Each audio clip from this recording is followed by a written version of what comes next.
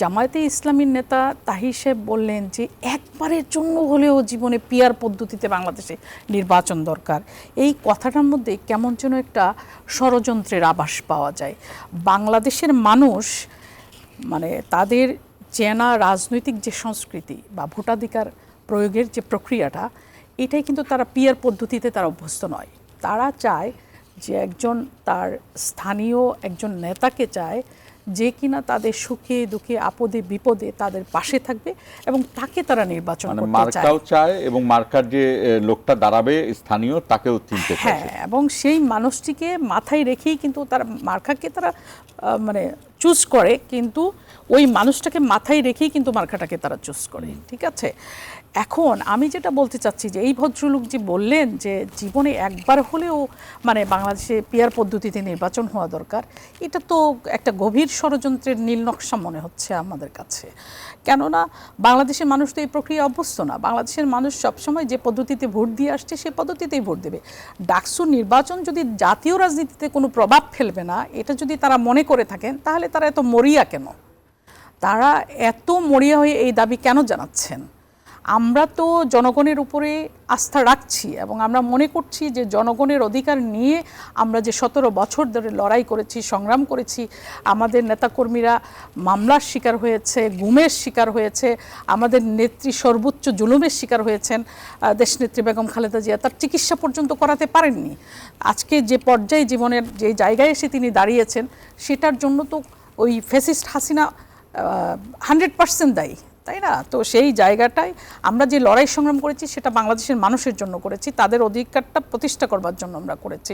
সেই জায়গায় পিয়ার পদ্ধতি নিয়ে যে ওনার কথাই আপনি যদি আসেন দেখবেন যে কথাগুলো কেমন যেন সাংঘর্ষিক। উনি বলছিলেন যে হচ্ছে মানে যে দলটা হচ্ছে মনে করছে যে পিয়ার পদ্ধতি হলে তারা মানে সংসদে কয়টা সিট পাবে, তারা হচ্ছে মানে পিয়ারটা চাচ্ছে, আর যারা মনে করছে যে না পিয়ার পদ্ধতি হলে আমার তো কমে যাচ্ছে, মানে আমি তো এমনিই বেশি পাবো, তাহলে তারা এটা চাচ্ছে না। এই জন্য বিরোধিতাটা হচ্ছে। দরকার কি মানে মুক্তিযুদ্ধের পর থেকে মানে দেশ স্বাধীন হওয়ার পর থেকে এই পর্যন্ত আমরা যেই রাষ্ট্র পরিচালনা করছি বা যে সরকারগুলো আসছে, যে ইলেকশনগুলো হয়েছে আমাদের দেশে, সেখানে তো পিয়ার পদ্ধতিতে কোনো ইলেকশন হয়নি। তাহলে যেই পদ্ধতিতে আমরা ইলেকশনগুলো করেছি সেই পদ্ধতিতেই হোক না কেন, আমরা সকলে মিলে একটা ফ্যাসিস্টকে তাড়িয়েছি। কেননা এই ফ্যাসিস্ট আমাদের গলা টিপে ধরেছিল, আমাদের অধিকার হরণ করেছিল। আমাদের এই রিজনে কোন দেশে কি পিয়ার পদ্ধতি এলাও হয়, অ্যাপ্লাই হইছে? পাকিস্তান, নেপাল, ভুটান, আমি আমার জানা নাই। আমার মনে হয় রাজ্জাকি ভাই ভালো বলতে পারবেন। তবে নেপালে কিন্তু অস্থিরতা দেখা দিয়েছে এবং ইসরায়েলও অস্থিরতা দেখা দিয়েছে, এবং বাংলাদেশের মতো গণতন্ত্রের অপরিণত একটি দেশে এটি মারাত্মক প্রতিক্রিয়া সৃষ্টি করবে এবং আরও বেশি মানে অরাজকতা তৈরি করে ফেলবে দেশের মধ্যে। ঠিক আছে, তা আমার মনে হয় যে এখানে যেই মানে চিরাচরিত যে পদ্ধতিতে আমরা ভোট দিয়ে আসছি, যেভাবে নির্বাচন হয়েছে সেভাবেই নির্বাচন হোক। মানে আপনি যেটা পাবেন সেটা পাবেন। আপনার যদি মানে এত মানে আপনার আস্থা, আপনি ডাকসু জিতে ফেলেছেন ইঞ্জিনিয়ারিং করে, তাহলে জনগণের উপরে ইঞ্জিনিয়ারিং চালাই দিবেন, তাহলে আপনি করেন নির্বাচন চিরাচরিত প্রথায়। আপনি যদি মনে করেন যে না মানে জনগণ মানে আমাকে ভোট দিবে আর মানে বিএনপি চাঁদাবাজি করে দেশ মানে ধ্বংস করে ফেলছে, তাহলে বিএনপিকে মানুষ দিবে না। বিএনপি যদি কোনো খারাপ কাজ করে তাহলে মানুষই তো তাদেরকে মানে বর্জন করবে, তাই না? তাহলে মানে সেটা নিয়ে তো আপনাদের মাথা ব্যথার দরকার নেই। আপনাদের মাথা ব্যথাটা এই জায়গাটাই করেন যে আপনারা কিভাবে সংসদে মানে বেশি সিট পাবেন সেটা চিন্তা করে। সেখানে আপনারা পদ্ধতির মানে পরিবর্তন চাচ্ছেন কেন? পদ্ধতিটা মানুষ তো এই পদ্ধতিতে অভ্যস্ত না। মানুষ তো এই যে এত বছর ধরে রাষ্ট্র প্রতিষ্ঠিত হয়েছে, মুক্তিযুদ্ধ করে দেশ স্বাধীন করে এই রাষ্ট্র আমরা প্রতিষ্ঠা করেছি। রাষ্ট্র প্রতিষ্ঠা হওয়ার পর থেকে কখনো তো পিয়ার পদ্ধতিতে বাংলাদেশে নির্বাচন হয়নি। বাংলাদেশের মানুষ সবাই তো ঢাকা বিশ্ববিদ্যালয়ে পড়ে না, সবাই তো ডক্টরস নয়, সবাই তো ইঞ্জিনিয়ার নয়, সবাই তো আপনার লয়ার নয়। বাংলাদেশের সকল মানুষ, সাধারণ মানুষ যেই পদ্ধতিতে অভ্যস্ত সেই পদ্ধতিতেই তারা ভোট প্রয়োগ করুক। আমরা একদম শেষ প্রান্তে আবহাওয়া রাজ্যকে আপনার কাছে জানতে চাই, বাংলাদেশের মানুষ কি পিয়ার পদ্ধতি চায়? মনে হয় আপনার কি মনে হয়? সিম্পল ম্যাটার তো, পিয়ার পদ্ধতি মানুষের বোঝার দরকার নেই। রাজনীতিবিদই যদি বুঝে না, যদি বলে কেউ, তাহলে তো তার রাজনীতি ছেড়ে দিতে হবে।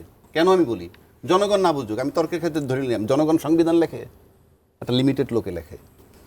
আপনি মার্কাকে ভোট দিন, উনি বললেন যে পপুলার লোক, মার্কার সাথে লোকের নাম লেখা থাকে, ওইখানে যদি রাজ্জাকির নামের বদলে আপনার নাম দেয় তাহলে কি ওই দাঁড়িপাল্লায় ভোট দিবে না, কিংবা জাতি ধানের শীষে ভোট দিবে না? অবশ্যই সেই লোকটা চোর না করাপ্ট সেটা মানুষ বিচার করে।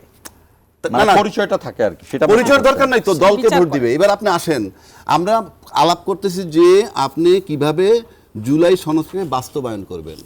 জুলাই সনদে বাস্তবায়ন করতে, আচ্ছা ধরেন সংসদে যদি এমন একটা দল থাকে যে আমরা এই সিদ্ধান্ত নিব, যে সিদ্ধান্তটা মনে করতে রাষ্ট্রের 2,20,000 কোটি টাকা চুরি করবে এই সিদ্ধান্তের মধ্য দিয়ে, সেখানে যদি টান দেওয়া যায় যে না তাহলে কিন্তু আপনার উপরে আমি আস্থা তুলে নিব, তাহলে যদি থেমে যায় তাহলে দুর্নীতিতে থামে না। দ্যাট ইজ পিয়ার পদ্ধতি।